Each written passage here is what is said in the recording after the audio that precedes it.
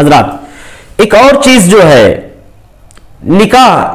دور جاہلیت میں نکاح کا طریقہ کیا تھا؟ آج تو الحمدللہ ہمارے لیے جو نکاح کا طریقہ یہ جائز اور آسان ہے۔ صحیح بخاری کی روایت ہے، ام عائشہ رضی اللہ تعالیٰ عنہ راوی حدیث ہے، وہ بیان کرتی ہے کہ دور جاہلیت میں 4 طرح سے شادیاں کی جاتی تھی، نکاح کے 4 طریقے تھے۔ پہلا طریقہ جو آج ہمارے سماج اور معاشرے میں رائج ہے، لڑکی والا لڑکے والے کو پیغام نکاح دیتا یا لڑکا والا لڑکی والے کو پیغام نکاح دیتا، یہ طریقہ جو جائز ہے۔ اور دوسرا طریقہ نکاح کا جو تھا وہ طریقہ اس طرح سے تھا کہ کسی عورت کے پاس تقریباً 10 لوگوں سے کم لوگ، یعنی تقریباً 8-9 لوگ مل کر کے جاتے تھے، اس کے ساتھ زنا کرتے تھے، اور زنا کرنے کے بعد میں وہ عورت حاملہ ہوتی تھی، بچہ جنتی تھی، بچہ پیدا ہونے کے کچھ دن کے بعد ان 9-10 لوگوں کو، 8-9 لوگوں کو جو بھی اس سے زنا کے سب کو بلاتی تھی، اور جس کو چاہتی تھی اس کی طرف جو ہے نسبت کر دیتی تھی اس بچے کا کہ یہ اس بچے کا باپ ہے، اور قبول کرنا پڑتا تھا۔ یہ شادی کا دوسرا طریقہ تھا۔ تیسرا طریقہ یہ تھا کہ جب عورت حیض سے پاک ہو جاتی تھی تو اس کا شوہر کسی مرد کی طرف اشارہ کرتا کہ اس کے پاس جا کر کے زنا کرا، وہ وہاں جا کر کے زنا کراتی تھی۔ زنا کرانے کے بعد حاملہ ہوتی، جب وہ حاملہ ہو جاتی اس کا شوہر چاہتا تو اسے اپنی زوجیت میں رکھتا، اس کے پاس اس سے صحبت کرتا، اور چاہتا تو اسے اپنے سے دور کر دیتا، وہ دوسرے سے جس سے زنا کرائی،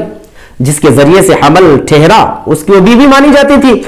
تو یہ عقیدہ تھا ان لوگوں کا کہ اس طرح سے نیک اور صالح بچہ پیدا ہوگا، نعوذ باللہ۔ یہ طریقہ بھی حرام،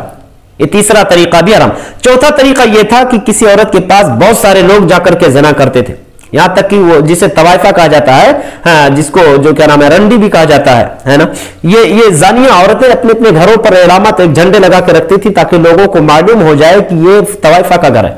بہت سارے لوگ زنا کرتے، وہ عورت حاملہ ہوتی، حاملہ ہونے کے بعد بچہ پیدا ہوتا، جب بچہ پیدا ہو جاتا تو قیافہ شناس کو بلاتی، کسی ماہر تجربے کار کو بلاتی، وہ آتا اور ان سارے لوگوں کو مدعو کرتی، سارے لوگ آتے جن لوگوں نے اس سے زنا کیا، وہ قیافہ شناس، وہ تجربہ کار ماہر جس کی طرف چاہتا اس بچے کی نسبت کر دیتا۔ اس طرح سے وہ عورت اس شخص کی جو ہے بیوی مانی جاتی تھی۔ یہ نکاح کے 4 طریقے دور جو جاہلیت میں تھے، لیکن جب اسلام آیا تو اسلام نے ان تمام طریقوں کو سوائے ایک طریقے کے، ان 3 طریقوں کو باطل قرار دیا، ناجائز اور حرام قرار دیا، اور ان تینوں طریقوں پر پابندی لگا دی۔ صرف ایک طریقے کو باقی رکھا، اور وہ طریقہ کہ لڑکی والے لڑکے والے کو پیغام نکاح دیں، یا لڑکے والے لڑکی والوں کو پیغام نکاح دیں، اور اس طرح سے دونوں ایک دوسرے کے رشتے میں ایجاب و قبول کے ذریعے سے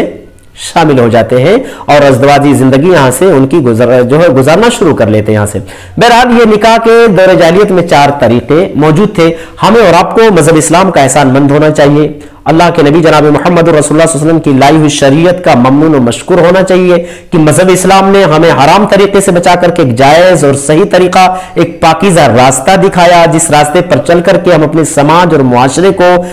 بدکاری سے، حرام کاری سے، حرام خوری سے، بے حیائی سے بچا سکتے ہیں۔ بہرحال ہم اللہ تعالیٰ سے دعا کرتے ہیں کہ الہی ہم تمام مسلمانوں کو